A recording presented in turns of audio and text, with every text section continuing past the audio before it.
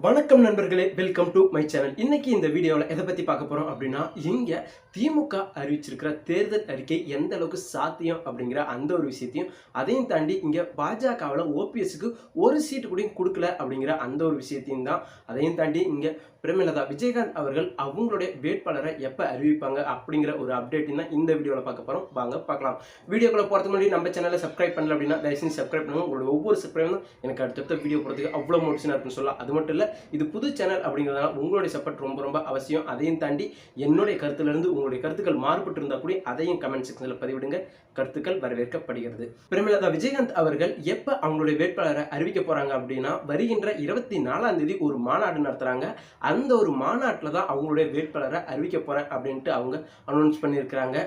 அதுக்கப்புறமேட்டு பார்த்தீங்கன்னா, இங்கே ஓபிஎஸ்க்கு ஏன் பாஜகவிலிருந்து ஒரு சீட்டு கூட கொடுக்கல அப்படிங்கிற அந்த ஒரு விஷயம் தான் இங்கே மிகப்பெரிய பேசு பொருளாக இருக்குது.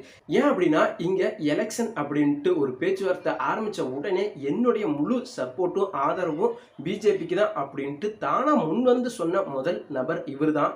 அப்படியாமட்ட முதல் நபருக்கு இங்கே ஒரு சீட்டு கூட இல்லையா அப்படிங்கிறதா மிகப்பெரிய கேள்விக்குறி. இன்னும் சொல்லப்போனால் அமமுக டிடிவி தினகரன் அவங்களுக்கு 2 சீட்டு கொடுத்துருக்குறாங்க. அவரு கூட அவருடைய பதிவில் என்ன சொல்லியிருக்கிறாருன்னா, நான் ஒரு சீட்டு தான் எதிர்பார்த்தேன், ஆனால் 2 சீட்டு கொடுத்துருக்குறாங்க அப்படின்னு. அதையும் தாண்டி இங்கே ஜி.கே. வாசன் அவர்களுக்கு 3 தொகுதி ஒதுக்க போகிறதாகவும், பாமகக்கு 10 தொகுதியாகவும், அதையும் தாண்டி இங்கே புதிய நீதி கட்சி, ஐஜேகே, ஜான் பாண்டியன் கட்சி, தேவேந்திரன் கட்சி அப்படின்ட்டு அவங்க எல்லா கட்சிகளுக்கும் தலா ஒவ்வொரு தொகுதி அப்படின்ட்டு மொத்தம் 4 தொகுதி போயிடுது. இப்போ தமிழ்நாட்டில் இருக்கிறது மொத்தமாக 39 தொகுதி. அப்படிங்கிறப்ப இவங்களுடைய எல்லா தொகுதியும் கூட்டினீங்க அப்படின்னா கண்டிப்பாக 31 வந்துடுது. இங்கே ஓபிஎஸ் மட்டும்தான் கடைசியாக அவருக்கு சீட்டு வழங்கப்படலை. இதுக்கு இன்னொரு காரணமும் சொல்கிறாங்க. என்ன அப்படின்னா, அவரை தாமரை சின்னத்தில் போட்டியிட சொல்கிறோம், ஆனால் அவர் தாமரை சின்னத்தில் போட்டியிட மாட்டேன் அப்படின்னு சொல்கிறாரு. அப்படிங்கிற பட்சத்தில் அவருக்கு இப்போ சின்னமும் இல்லை, சீட்டும் இல்லை அப்படிங்கிற அந்த ஒரு நிலைமைக்கு அதனால தான் தள்ளப்பட்டார் அப்படிங்கிற ஒரு நிலைமையும் ஒரு பக்கம் ஒரு கான்ட்ரவர்சி போயிட்டுருக்கு. இது எந்த அளவுக்கு உண்மை அப்படிங்கிறது இல்லை அப்படின்னாலும் கூட அவருடைய சப்போர்ட் ஆரம்பத்திலேருந்து பிஜேபிக்கு இருக்குது அப்படிங்கிறதுனால ஏன் அவருக்கு ஒரு சீட்டு கொடுத்துருக்கலாமே அப்படிங்கிற ஒரு எண்ணம் தான் எல்லோருடைய மனதிலையும் வந்திருக்கு. ஸோ இதுதான் பாஜகவுடைய முகமா அப்படிங்கிறதும் ஒரு பக்கம் தெரிஞ்சிருக்கு அப்படின்னு சொல்லலாம். ஏன் அப்படின்னா, இங்கே அதிமுகவை நாளாக உடைச்சதுக்கு முக்கிய காரணம் அப்படின்னு பார்த்தீங்கன்னா, கண்டிப்பாக அதில் பிஜேபிக்கு பெரிய பங்கு இருக்கிறதுக்கு வாய்ப்பு நிறையவே இருக்குது. அப்படிங்கிறப்ப இப்படி ஒரு கட்சி உடைச்சி அதுலேருந்து வந்த கட்சிக்கு கூட இவங்க ஒரு சீட்டு ஒதுக்கலை அப்படிங்கிறப்ப அவங்களுக்கே என்னுடைய முழு சப்போர்ட்டு இருக்குது அப்படின்னு அவர் அனௌன்ஸ் பண்ணின பிறகும் அவங்க இப்படி பண்ணுறது அப்படிங்கிறது எந்த அளவுக்கு நியாயம் அப்படின்னு தெரியல. சரி, ஓகே, இதெல்லாம் இப்படி போயிட்டு இருக்கிறப்ப இன்னொரு பக்கம் கமலஹாசன் மக்கள் நீதி மையம் அவருடைய கட்சி ஆஃபீஸ் பார்த்தீங்கன்னா ஃபுல்லாக வெறிச்சோடி போய் தான் கிடக்குது.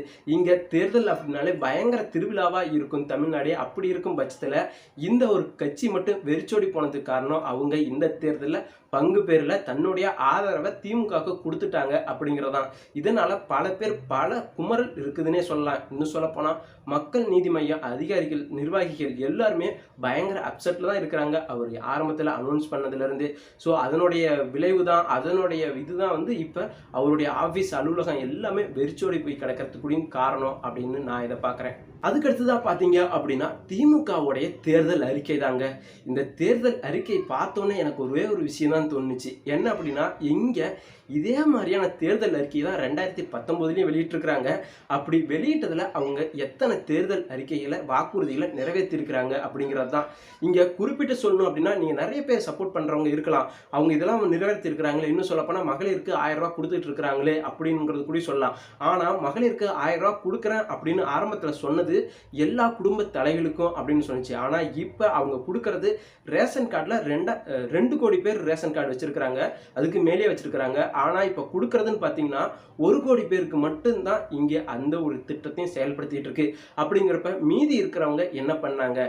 இப்போ இவங்க ஒரு வாக்குறுதி கொடுக்கறப்பயே தெளிவான ஒரு வாக்குறுதியும் கொடுக்கல அப்படிங்கிறதும் ஒரு உண்மை. அதையும் தாண்டி இவங்க சொன்ன முக்கியமான விஷயம் அப்படின்னா, நீட்டை நாங்கள் ஒழிப்போம், மது கடையை நாங்கள் மூடுவோம் அப்படின்ட்டு அவங்க சொன்னாங்க. இன்னும் அதை விட முக்கிய பாயிண்ட், இதை முதல் கையெழுத்தாவே நாங்கள் போடுவோம் அப்படின்னு சொன்னாங்க. அப்படி இருக்கும் பட்சத்தில் அதை பற்றி இது நாள் வரையும் வாயை துறக்காமல் செயல்பட்டு இருக்கு இந்த ஒரு அரசு.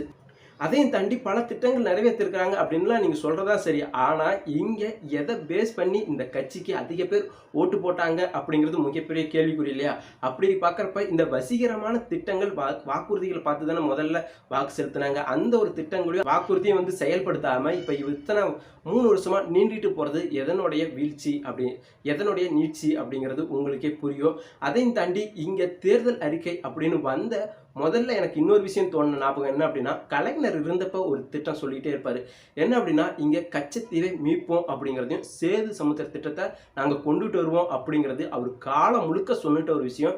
கடைசி வரைக்கும் அவரால் நிறைவேற்றவே முடியல அப்படிங்கிறது தான். அதே மாதிரியான பொய்யான வாக்குறுதி தான் இங்க ஸ்டாலின் அவர்களும் வச்சிருக்கிறாங்க அப்படிங்கிறது தான் என்னுடைய மிகப்பெரிய கேள்வி, குற்றச்சாட்டு அப்படின்னு சொல்லலாம். ஏன் அப்படின்னா, இங்க நீட்டையும் அவரால் அழிக்க முடியாது, அதே மாதிரி மதுக்கடையும் இவரால் முற்றிலுமா மூட முடியாது அப்படிங்கிறது ஆணித்தன்மான உண்மை.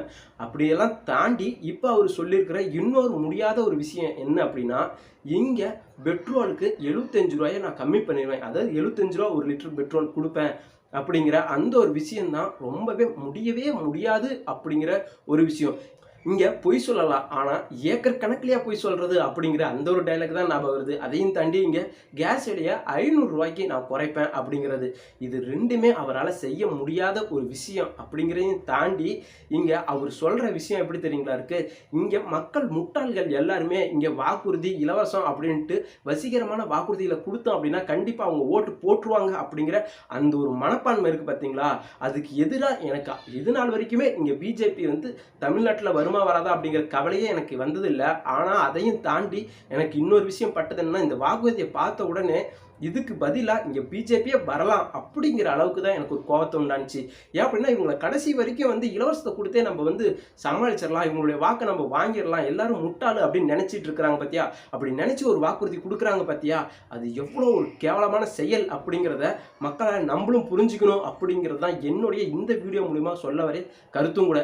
அதையும் தாண்டி இவங்க சொல்லியிருக்கிறாங்க இல்லையா, மாதம் 1000 ரூபா கொடுக்கறத நாங்கள் நாடு முழுக்க அமல்படுத்துவோம் அப்படின்னு சொல்லி, இது உண்மையாகவே சாத்தியம் தானா அப்படிங்கிறது மிகப்பெரிய கேள்விக்குறி. ஏன் அப்படின்னா, இங்கே இந்த குறைஞ்ச நாள் கொடுத்துட்டு வந்தாங்க இல்லையா, இதுக்கே பல லட்சம் கோடி வந்து நம்ம கடன் வாங்கிட்டு இருக்கிறோம். அப்படிங்கிறப்ப நாடு முழுக்க எல்லாத்தையும் இதை செயல்படுத்துறது 2ஆம் பட்சம் தான். ஏன் அப்படின்னா, இங்கேயே பாதிக்கு பாதி தான் பாதிக்கு பாதி கூட இல்லை, பாதிக்கு பாதியை விட கம்மியாக தான் செயல்படுத்திட்டு இருக்கிறாங்க. அப்படிங்கிறப்ப நாட்டிலையும் அதே மாதிரி தான் செயல்படுத்துவாங்க. அதையும் தாண்டி இங்கே அப்படி செயல்படுத்தினா இங்கே கஜானா, இந்தியாவோட கஜானாவே மிகப்பெரிய காலிலாம் இல்லை, ஆல்ரெடி காலியாக தான் இருக்குது, கடனில் மூழ்கி போயிடும், தவாலாயிரும் அப்படிங்கிறதா என்னுடைய எண்ணம். இலங்கை நாடாக இருக்கட்டும் இல்லை மற்ற நாடாக இருக்கட்டும், எல்லா நாடுமே பயங்கரமாக திவாலாகி கூடி வந்திருக்கு. அப்படிங்கிறப்ப இப்படியே அறிவிச்சிட்டு இருந்தீங்க அப்படின்னா கண்டிப்பாக இந்தியாவும் ஒரு நாள் திவாலாகிறதுக்கு வாய்ப்பு இருக்குது. இங்கே உங்கள்கிட்ட நாங்கள் கேட்குறது இலவசம் இல்லை, இங்கே வேலை வாய்ப்பை உருவாக்குங்க, மக்களுக்கு எது தேவை அப்படிங்கிறத அறிஞ்சு அதை செயல்படுத்துங்க. இங்கே தொழிற்சாலைகளும் ஃபேக்ட்ரி வேணான்னு சொல்ல, அது சரியான இடத்துல கொண்டுட்டு வந்து வேலை வாய்ப்பை உருவாக்குங்க, சுய முன்னேற்றத்துக்கு ஹெல்ப் பண்ணுங்க அப்படிங்கிறது தான். ஆனால் அதை தவிர்த்துட்டு நீங்கள் எப்போதுமே நாங்கள் இலவச அறிக்கையை விட்டுருவோம், இந்த வாக்குறுதி வசீகரமான வாக்குறுதியை நாங்கள் கொண்டுட்டு வந்து செயல்படுத்துவோம் அப்படின்னு சொல்லி மக்களை தேர்தல் நேரத்தில் முட்டாளாக்க நினைக்காதீங்க. கண்டிப்பாக அந்த மக்கள் ஒரு நாள் உங்களுக்கு தக்க பாடம் புகட்டுவாங்க அப்படிங்கிறது என்னுடைய மிகப்பெரிய அசைக்க முடியாத நம்பிக்கையும் கூடங்க.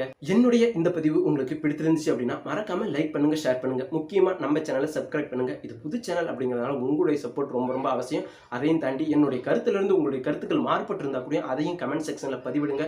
கருத்துக்கள் வரவேற்கப்படுகிறது. நன்றி, வணக்கம்.